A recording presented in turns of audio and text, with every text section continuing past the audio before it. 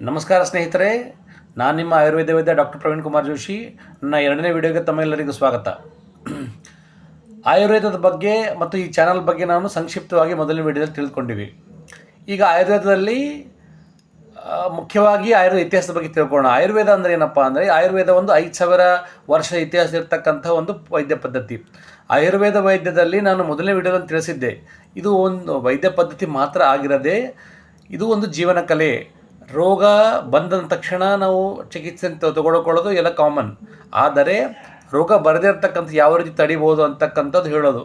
ನಮಗೆ ಇದರಲ್ಲಿ ಬರ್ತಕ್ಕಂಥದ್ದು ಏನಂದರೆ, ನಾವು ದಿನನಿತ್ಯ ಬೆಳಗ್ಗೆ ಎದ್ದ ತಕ್ಷಣ ರಾತ್ರಿ ಮಲಗೋವರೆಗೂ ಏನೇನು ಮಾಡ್ತೀವಿ ಅಂತಕ್ಕಂಥದ್ದು ದಿನಚರ್ಯ ಆಗಿರ್ಬೋದು, ಋತುಚರ್ಯ ಆಗಿರ್ಬೋದು.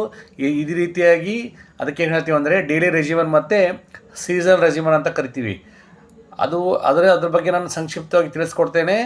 ಈ ಚಾನಲ್ಗೆ ತಾವೆಲ್ಲರೂ ಸಬ್ಸ್ಕ್ರೈಬ್ ಮಾಡಿ ಮತ್ತು ಬೆಲ್ ಐಕಾನ್ ಬಟನ್ ಒತ್ತಿ ಅಂತ ಕೇಳ್ಕೊತೇನೆ.